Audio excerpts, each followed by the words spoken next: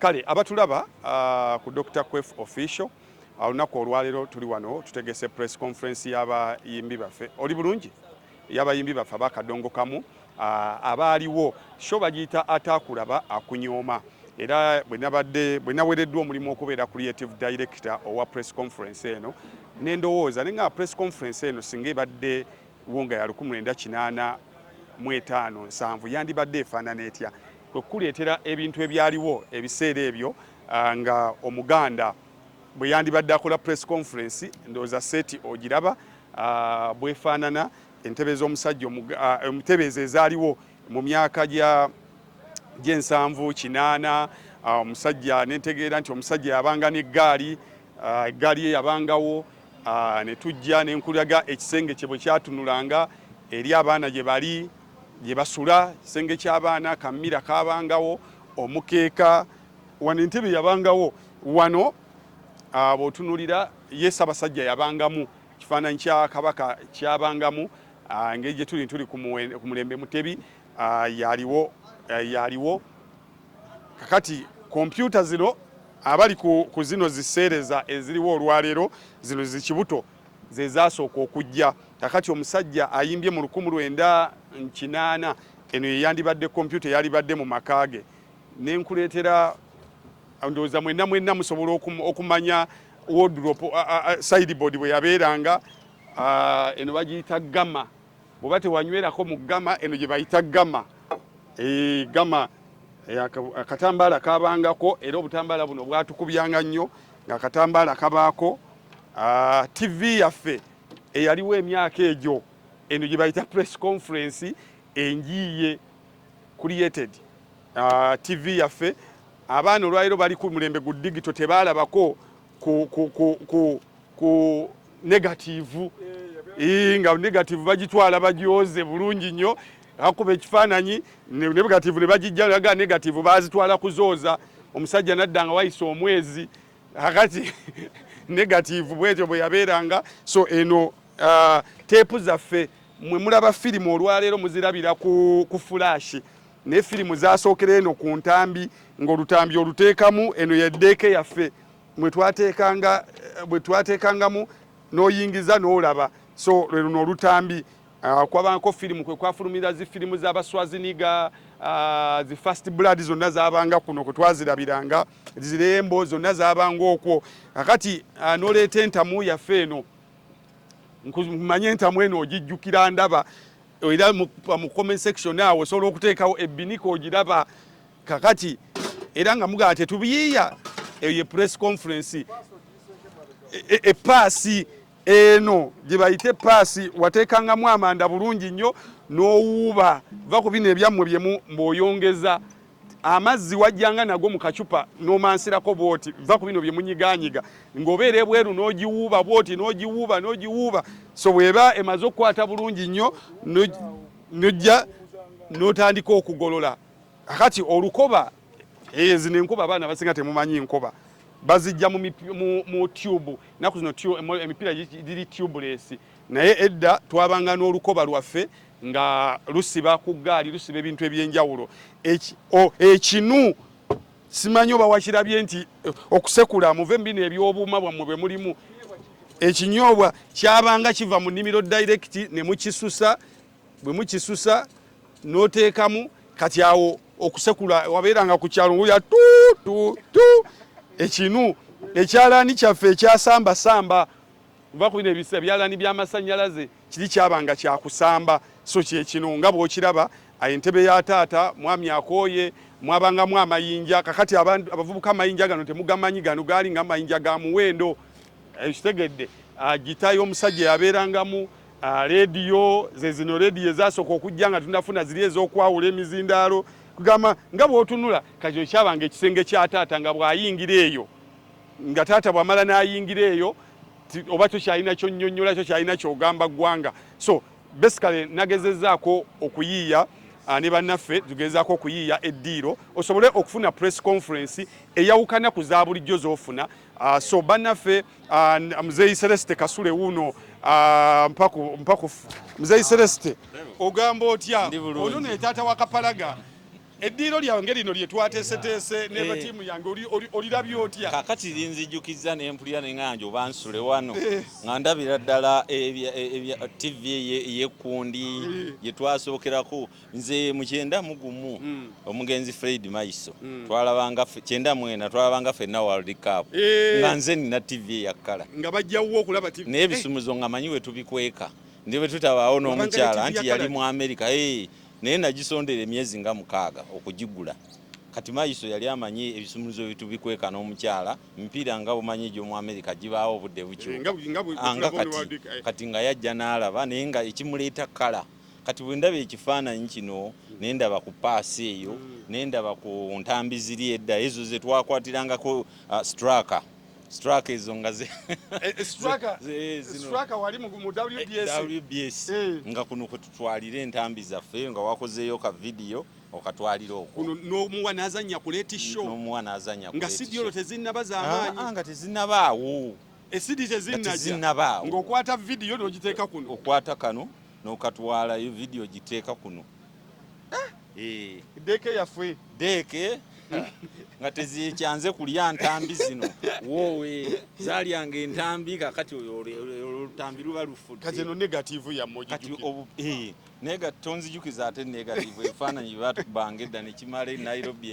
emyezi 2 mulinda enegative oba bakubanga bagitwala Nairobi gye bajoleza mwajiddeyo ddala ekifaananyi eky'omuntu eyatandika amaka neno gana amaka ge mutaddewo ate ga bbeeyi mu myaka mu egyo kuba mulimu eggaali ekyalo kyabangako eggaali owulidde eyamwami okumanya kyazaabanga ntono ng'osobola okutunuulira omupiira we gwayise n'ogamba ono gundi kwefu ye yagenze omumanyi nti ogwakwefu gwaggwerera ogwagundi kompyuta olozizza oli ludda wa kompyuta eno ey'ekibuto kompyuta zino zajjanga era mu music mwendi naye nga nagigula nako oludde mu ssente muzeeyi Celeste sikulwa mu ssente naye kumanya kyoyagala kubanga okikolerera nga wegambye TV nagigulira emyezi nga 6 ng'osonda naye kakati ne kompyuta nagigulako eno njagadde nnyo paasi eno bateekangamu ebikongoliro nga toyina manda mukyalo teba manda kasooli bwomala okugyako n'owuba neekunyokera omukka wenna owulidde n'olyoka ogenda n'ogolola ate nga tezookezaawo anti yoba nakapima kakati nebbinika nno n'abanga nazo nabo nga era bayinamu ababanga nebbinika enene bweti nga bagamba nti ayinamu ng'ayinamu eggama yo kakati gama zino zakolanga nnyo mu nnyimbe bano basenga nga ajja n'eggama ye ennene okusinga wano nga byonna yekamala byonna obuugi enva neva nga zigenda mu ggama enva mujja kumusiira mujja kumusiira mwana wange bwewaayo ggama yange eyo banteeremu enva naye zaabanga nnene okusinga awo esaawa yo esaawa ekyalaani nabyo byabanga ekinu nga tulina okusekula bwe tubirya kakati nga balina okuleeta akaziŋŋoonyo bakebere oba ddala toose nabyo weebiri ebinyebwa weebiri balina okukebera sikulwanga obadde osekulanga ng'olya kakati kano edda ng'omuntu yenna alina okumutuula ku lujjuliro kubanga ku lujjuliro kwe kwabanga mwenna mulina kulira muva ku bino okwefubye mwonoonya abaana onda oli atuula wali olina atuula eri mwenna balinanga okukaalawo kawempe buleeta akawempe ng'omanya nti saawa y'okulya etuuse emmere ne bagireeta yonna bagiteeka kuno ne batandika okubegaabegako taata yekka yabeera ku ntebe abasigadde olwo kati maka gano taata atudde wangereza taata yali tuddewa akati nga wano taata atula wano kubanga ebyokulya bye biba bijja kugenda wano ku mmeeza ng'ekwabaalira naye nga abasigadde mwenna ku lujjuliro ate mutandikira kumu mumalira kumu teri ganze mmaze okulya kanfulume teri kwekyusa ku mmere wootulidde teri kwekyusa ku mmere oyagala kutabula mbeera nga abantu abakulu balya ndabyewo wano Kamwasa Jute eno zino tezaaliwo gano maka ga bbeeyi eno yalina okuba wano maka agafa ag'omu byalo taata kwatuula era nga bakiyita Mwasa Jute olw'okubanga ekaluba zino zigonda kubwekatyo kakati kano kekatula wali kikayisa Mwasa Jute nti olwatulaluba kibwatuka kale yoyo Muzeeyi Celeste ye press conference eno obuyiiya buno bwabangamu mu bivulu by'edda lwakuba bibadde bugenda buvaamu kati lwe lutalo lwe tuliko lwakomyawo drama kukakasa nti akomawo mu kivulu ojje mu kivulu nga olaba ebintu bisatu: music, dance and drama. Kati drama ono gwe tugezaako okuzza bino si bizibu nnyo seti ogiraba eri simple naye omulabi oba ofuna value for money. Bikuŋŋaanya bibaamu kintwalidde okukwatagana n'abantu ab'enjawulo n'obabuulira kikyoyagala then abaana ne babiyiriba gye biri eyo mu maka g'abantu kyatwalidde ndoze wiiki emu okubifuna byonna okuba nti tubikuŋŋaanya wano okubibeeza wano so ne ku sho tusuubira okuzimba ekifaananyi ate ekisingako ku kiri ekikujjukiza kye tuyita ataakulaba bino byonna te obinyooma wano naye obinyoma lwakuba tewabiraba ogamba kati olutami nga luŋŋamba ki naye lwabanga lw'amaanyi lwabanga lwa bbeeyi so katugende mu press conference ebisigadde mujja biraba mu videos nga bwe zinaaba zitambula. Esanyu nga siruulira eryakatikkiro Basonyi Banyabo Amina awulikisa bulungi aliwo mulangira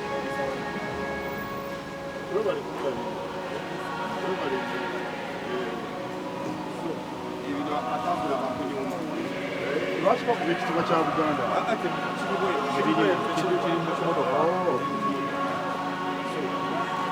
wabula mwakikoze Mike TV yabeeranga mu kagundi ako amala byonna alambuzibwa amaka agenda we gaabeeranga ndaba bakadde bange abali erudda eri abatujjukiza ennyambala ey'edda ffe gye tukyalaba tubadde bamukisa Mukama n'abakuuma nga muli balamu ne tusobola okubawulirizaako okusigala nga tukyabalabako olw'ennyimba ze mwayimbanga ez'amakulu okufa obufi. Waliwo n'akagaali ez'edda nannyumira nnyo. Tusanyuse nnyo okulaba Oweekitiibwa Noah Kiyimba Minisita wa Ssaabasajja Kabaka wa Cabinet n'ensonga zonna mu ofiisi ya kubanga be baasima omusingi gw'abayimbi mu Uganda. Mwabavubuka abantaddemu kamera mutegeere kino ebitone tebigooka naye simanyi oba bano abato okubuuka bakitegeera tebiseebengerera ekitone tekiringa sabbuuni tekigwawo oyinza n'okugamba nti ekitone kiringa lugoye ffe abantu olw'amagezi amangi Katonda ge yatuwa okwawukana n'ebitonde ebirala tukwatibwa ensonyi era twayiga okwambala okuva lwe twatandika okwambala tetuvanga ku kwebikka tukyusa bukyusa misono kati mulaba bano abavubuka abamu balina obupalense ate n'abeera nga yeewa omulembe era nakati wano mulaba bano abayimbi abatandika edda okuyimba bambadde emisono gy'empale gino gyemulaba empale ez'omuwalume mbadde ndudde okuziraba eyo empale ey'omuwalume muzirabye gwali musono gwa mutawaana ate njagala okubabuulira mwami Matiya Luyima ne bannammwe mwenna ate kati empale ennene zakomyewo bano abavubuka ate bazzeeyo okwambala empale ennene n'ebitone bwe bityo bwe bifaanana oluyimba bwe kiri oluyimba olwayimbibwa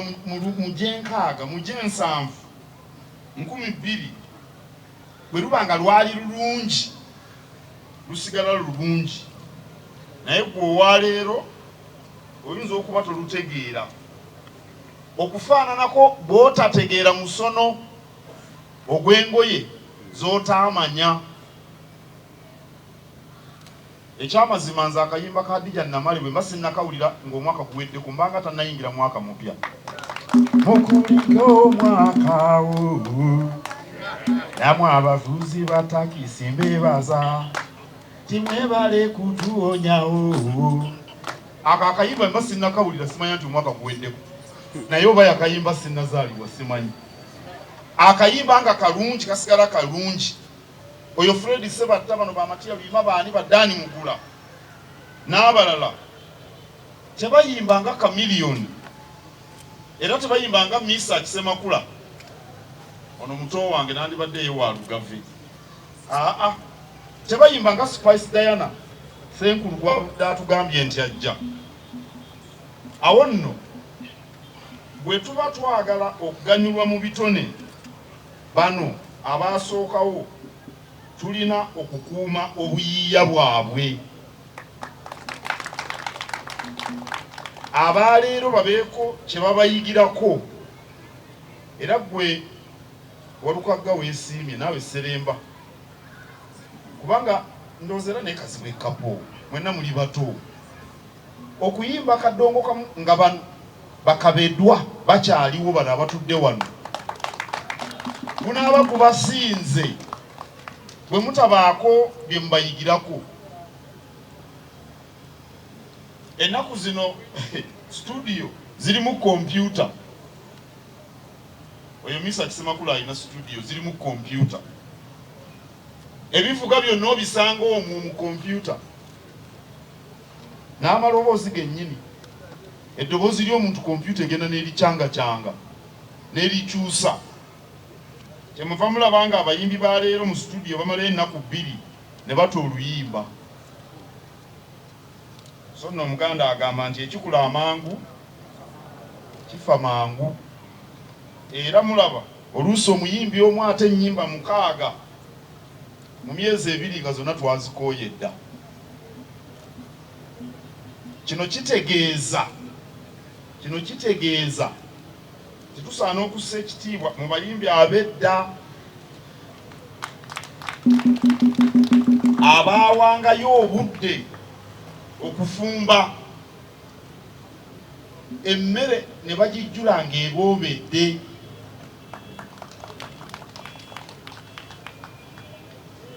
Abayimbi abato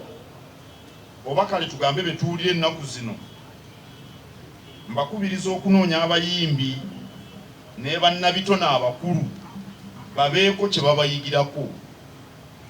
Munnakatemba noonya Honorable Nyambi Tembo munoonye noonya bano bonna abakulu bano byemulaba wano banoonye ojja kubaako kyobayigirako kyamaanyi nnyo. Nze ng'omuntu ennyimba oba ebivuga kale music kyekimu ku bintu ebinziza mu nteeko. Era kadonka munza nnyumira nnyo weewaawo nze ndi muntu mwagazi wa bivuga. Oli ne wayimba oluyimba olw'omulembe oguliko nga lulungi era lumpoomera n'oluyimba olw'edda nga lulungi era lumpoomera. Nze bwe ntyo bwe natondebwa. Era na wano mpoomeddwa Kibijjigiri ne Fred Sebatta. Fred Sebatta yayimba oluyimba olwo ne Kabaka yaliwo. Ennakivubo nange naliyo. Naye ko mu budde obwo nali mutono tewamanya nti weeri. Naliwo. Ne muddemu muluwulirize amakulu agali mu luyimba olwo aluyimbye na wano. Muddemu mulizo oluyimba olwo naye n'eddoboozi lyennyini erya Fred Sebatta eddoboozi. Wagamba otya Mukama yakuwanga akola ki? Naye Mukama yamuwanga ng'ayagala eddoboozi yamuwa ddungi baatuyise embuga oluyimba luwooma Mukama.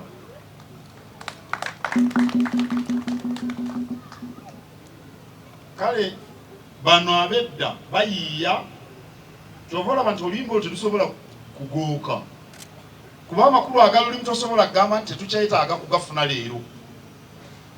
Obuyiiya obw'amaanyi, obubaka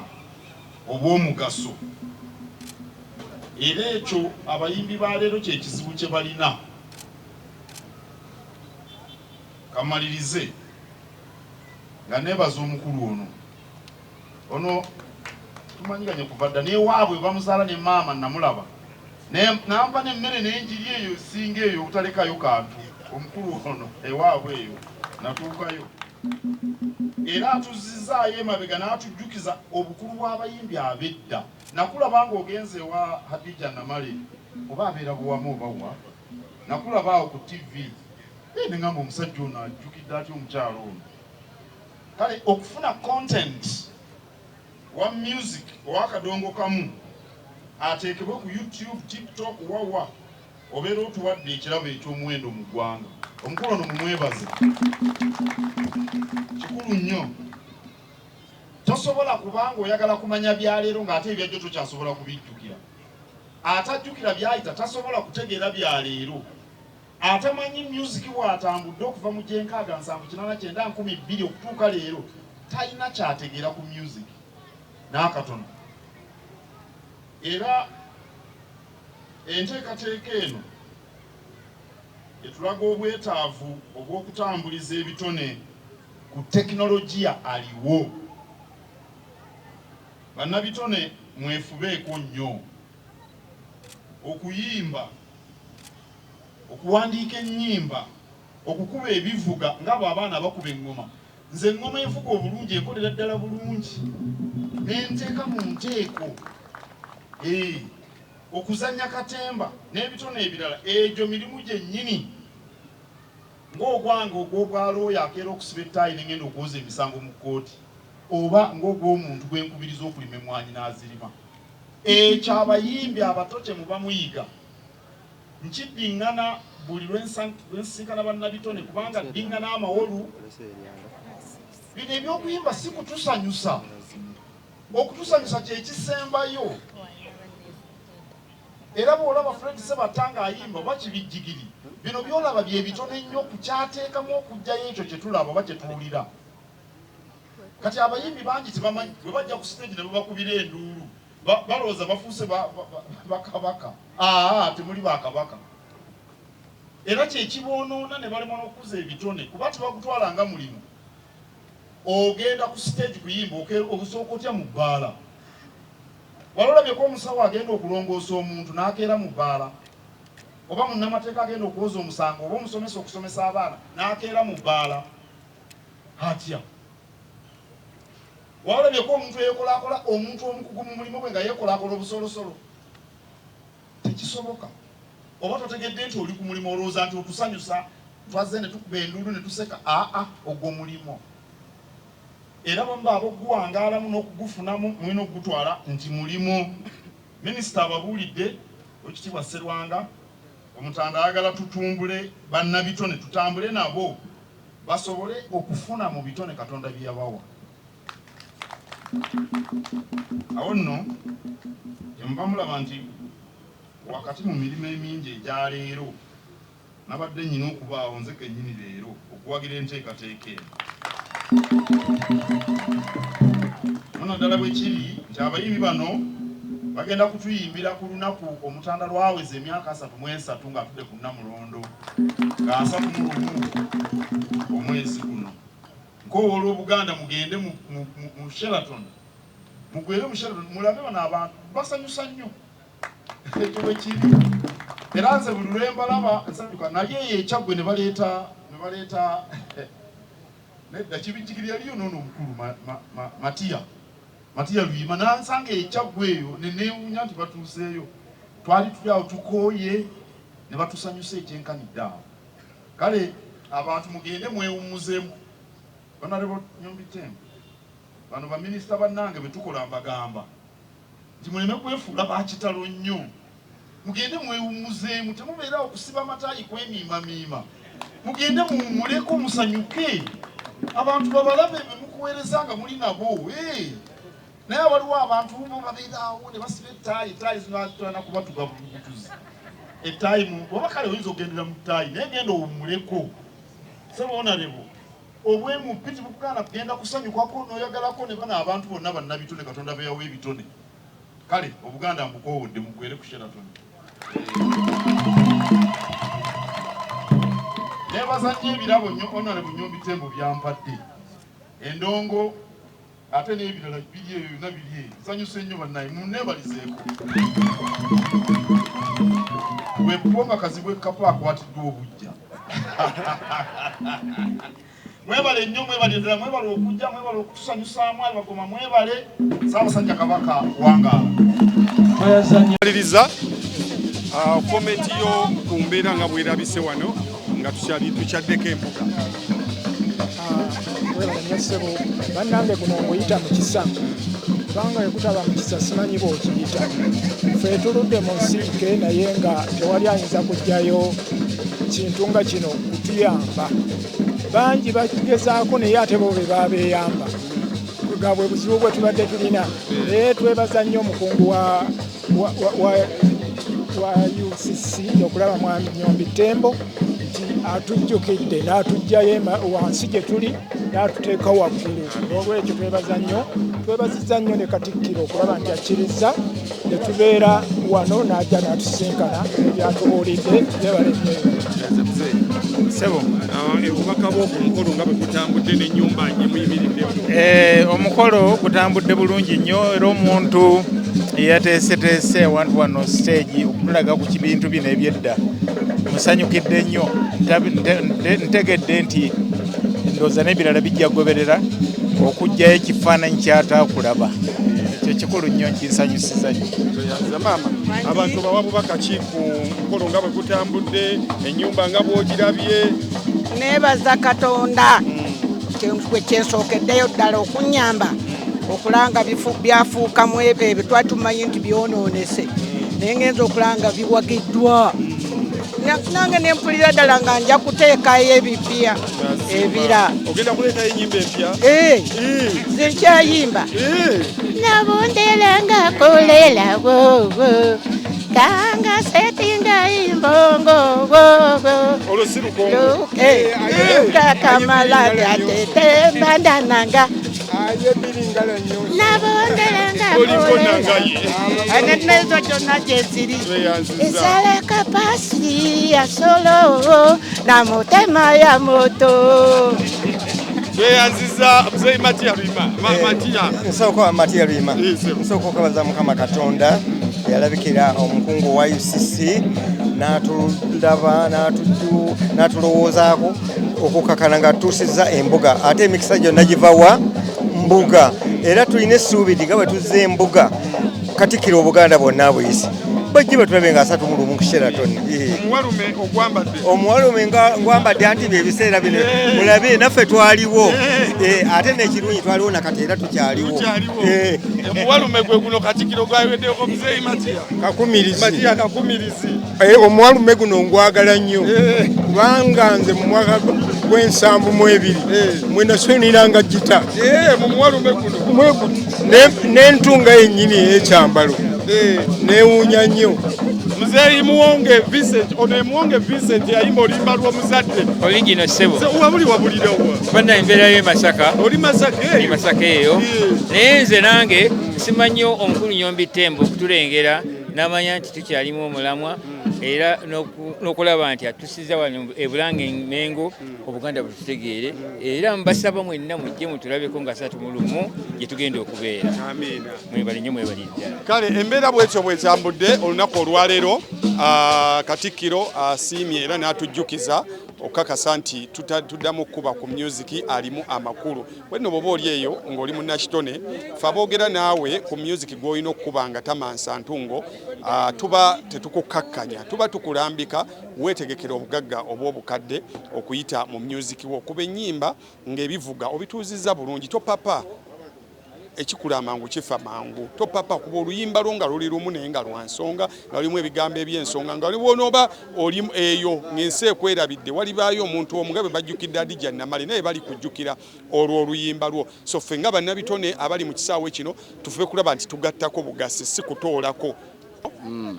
embeera ogirabye otya mu mukolo guno? Embeera ennyuma ate okukyala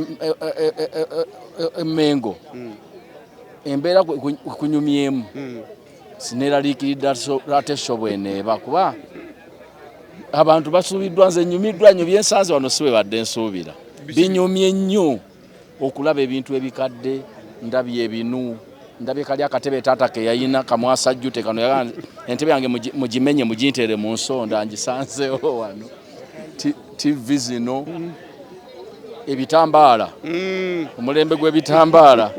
omuntu atayinanga bitambaala mu nju yalinga si wa mulembe kwegamba ndabye ebintu bingi nnyo wano kindaze nti mwenga abaproducer b'ekivulu kino ate kati mufunye challenge y'amaanyi kubanga abantu balina okulaba ekisinga kino okuba wano mulimu kutegateeka kiri ate kino kiwoomye nnyo kati mufunye challenge y'amaanyi naffe ne mutuwa challenge y'amaanyi mbadde sinnamanya bwe ndiyambala kati nkitegedde omuwalumo ogulabye ntegedde nti ennyambala erina okukyukamu tulina okujjayo omukolo guba gwanga mukolo gwanca maze okujjanga bwe ndabye naye kati maze okumanya bwe nnyina okuba omukolo baguyita ataakulaba ekituufu muteeseteese bulungi naye ate mufunye bufunyi challenge ku bintu kati bwe biri mulina okukola ate ekikubisaana emirundi 10. Amiina. Bagambe waliwo omwana yagambye tikwefu okumanya mugaga ku kivulu kya kapo yawule milioni 6 mwezi nengamba kati kapoti yagenda na 3 tomanyi nti nno waliwo yankubira essimu nga wayise ennaku 2 nagamba waliwo poloti eri wano mulimu ennyumba kale agamba 650 newe twogera naye yankubirawo nemugamba musajja ndi 650 ne tusooka ogane nakakanako mu 5 olosho yavaamu simanyi emanze nina 65 akawumbi bakalabawo yoyo Haji Kaziwe kapo embeera bwetyo nga bwetambula waliwo mukyalo ono omwana ono oba muyite mwana oba muyite mukyala y'omu kubazizza kadongo kamu engulu naddala ku TikTok okwo bino ebintu wabyagalira oli mwana muto nakula n'abakadde mwami Kiganda wankola yadda nnyo jjajjange Paulina n'ennyabo yennyini ayagala nnyo ekikadde waka babanga babuzanya abantu bangi bakuze babizanya naye bw'atuuka eno n'akula n'abyesonyiwa gula kito n'abyesonyiwa ndowooza nange mindset ya kikadde mukko ofunamu ki mu music oyo mu music ono nfunyemu connection nga gwe kati okubanga omumanyi ekyo kya bugagga ekitagenda kukyuka nfunyemu emikwano emirungi nfunyemu ba customer ku mulimo nfunyemu emikwano gino egya TikTok nga bw'otulaba wano ne sente enkalu funyemu ne ku nkalu anko walu bw'ajja ku dduuka nga njokyayo ne ba customer banjokya oli abazze eggula ddole nakulaba ku TikTok n'akookyayo abasajja tebakusumbuwa tyogera empola mbadde sinnabalaba tebannatandika kukusumba bunene buno mbadde sinnalaba n'omu sinnabalaba ekirabika banterwako abantu banjulire eggaali yo gye mukola nayo eggaali yange entandikidde wano wali owasooka mu Gomesi eya Kiragala ono omwana w'obuwala bamuyita Noaji ku TikTok atrendinga nnyo ono omwana w'obuwala ye Gift Lukwago yogere n'ensonga naye akola TikTok omulungi nnyo ate mwana mweru ono muwala wa Mbeiza bw'okebera ku TikTok okwo ojja kulaba ku challenge buli obwedda obwo abakazi bajja nga bayomba obagambya ddala nti nina myaka 3 kuzaala tekikufaanana kyobula agezaako ono omwana w'obuwala atunda ebizigo ku Gazaland bamuyita Nakatereste naye akola challenge z'akadongo kamu ono Rahma Shanki alina amazina ago gazigategeera ago akola bulungi ekikadde ono yatusinga obuto naye ate ejjajjaffe ayimba ennyimba z'amatiya lulimu okuva we lutandikira paka we lusembera so ayimba bulungi yakatweyungako naye Isempira Fahad yatusinga obuto wano ffenna tulina Ivan Mapesa omusunyi wa gita Ivan Mapesa yakagula emmotoka takyagambwako beera wabweru nzijyawo baaba ndi wabuzijja ngenda kumaliza kati ono atuwamuko ku chansi n'akuba piano nga ffe bwe tuyimba ate abantu ne beeyongera okuyimba ate awadde ne chansi bangi nnyo n'abalala abatazze wano bambi abawa chansi ne bayimba ensi nesobola okubalaba so yeye eggaali yaffe tweyanziza yeyo TikTok ng'ensi yonna eri mu kwonooneka waliwo abaana abato abasalawo ne bagamba bo bajja kufuba okugizza engulu era balwanye nnyo okulaba nti bakomyawo music oyo mu bantu so akaunti zaabwe muzinoonyeeko beebo Mama Aisha Nakitto ono nno oluyimba baluyita essuuti ya kawemba ebirala byonna banga musomesa wasomesa naga ebirala byonna byerabire n'ekino tokyerabira oluyimba olwo buli muvubuka nga towuliranga ku ssuuti ya kawemba nkusaasira naddala mu mulembe guno ng'ensi etabuse lunoonye Sobatoni Garden alulabe ngenda kuyimba oluyimba essuuti ya kawemba lwe nayimba ne Hamani Wasudde oli kati ngenda kuluyimba na Abdumulasi kale mwenna tubakoowoola abannamasaka abawagizi ba Hamani Wasudde mwenna benna wadde obulango mwenna mujje okutandika ssaawa egi tujja kuba tutandise okugulawo ono Mama Nakitto Aisha Nakitto namwandu wa Hamani Basudde ono yandeetera ebizibu ku show ya kapo ng'abantu baŋŋamba kwefu olimba waleese akawala akato olyawo otubuzaabuza wakuba omuziki abantu ne batandika kwefu noonyayo omulala gogenda okuwa interview ono maama wange Madiina Nakiwala yoli gwe mwalaba ku show ate ku luno kigenda kuba kika kuba ngenda kituulamu nekyembuuza gw'omutindo nga guli waggulu nnyo omutindo kutekwa kuba waggulu emyaka namba emyaka mugiyite emyaka bannange emyaka tegibeera mbi oba okitegeera ekyo oba okitegeera nja kujja nkyalire maama tajja kaddiwa mpaka nja kujja mukyalire ku luno ngenda kuba muka mwenna bamatira Madiina Nakiwala Sheraton saawa emu mugenda kulaba omuziki ngenda kuleeta ebibadde wano byo byogerako ate ebibadde wano byo sina na kyembyogerako kubanze Katikkiro yekayika bwe mulabako ebigambo byonna bibula naye nga mwebale nnyo Dr. Kwefu weebale kwagala kadongo kamu weebale nnyo kwagala kadongo kamu ate nange nga Madiina Nakiwala kale senga w'abaana agenze n'atabuka wali neŋŋamba yooyo kati yaereze ate oli musajja muzibu oŋŋambye omanyi bwegambye gwe peesa lyange omanyi nze bulwetegeka ekintu mbaayo n'empiki yange nga ngikwesa ngamba baleke bagira nembakuba emusanvu nembasa ebibadde wano mu Katonda Mugulu binyumidde nnyo nyumiddwa nnyo bamuzeeyi okugira mu mpale ez'ebikuube ziri ezedde ezaaliwo ze bayitanga bero bottom nyumiddwa nnyo ate ekintu kibadde kitegeke kirungi nnyo abantu bajjidde mu budde kale okutwaliza wamu kibadde kirungi nnyo ddala era mwebala okuteekateeka akaneewunyisiza mu nyumba muli ye lediyo eri eyedda weeri wali ekirala kagaali akakadde nyumiddwa nnyo naye akatebe buli obukadde obwedda bataata bwe batuulangako obo bwennyini bwe bayitanga simanyi bwe mwasajjote ako kanyumidde nnyo okulaba nga mwakalesa namwo ne mukateekawo bambi mukoze ekintu ekirungi nyumiddwa nnyo kuba ebyo bye twakula tulaba ffe abamu yabinyooma ebyo biki nno naye nga byaliwo n'ebitambula ebyoku ntebe ssebo byakukubanga emigo bagambye rongoosa ennyumba ebitambula n'otabizzaako ffe ng'embooka enyooka oba okitegedde kwegamba binyumidde nnyo bizijjukiza ebintu bingi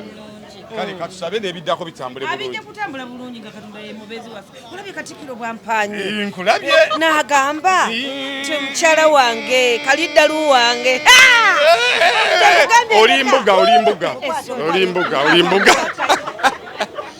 kale bwekyo bwe tutambudde beebo bakadde baffe mu music betuba twogerako music oyo munoonye funamu obudde obutali bwa dduddu onoonye ku nnyimba nga mukyala Nagujja onoonye ku nnyimba z'abayimbi bonna obulakulaba nga obulamu bukutambulira bulungi ennyimba ezo fe abamu zitukoledde nga zikojja zitubuuliridde zitukoledde nga zisenga zitubuuliridde so obulamu bwe butambudde ebisigadde n'ebinaddirira katuddeyo mu kiyungu tufumbe Sophie Gombia kubuuzizaako nnyo gwe nakoze naye yabadde ateeka mu nkola bwe ndowooza ne muga genda onoonyeze TV genda onoonyeze radio genda onoonyeze bweti Sophie Gombia mutimbi mulungi ate mukyala mukozi so bwoba olabye leero ye tiimu gye nkoze nayo n'omugamba katuyiye ekinti ndeetera ekyalaani ndeetera kino so big up Sophie Gombia ne omwami Sam Gombia ebisigadde awangaale Masomoji.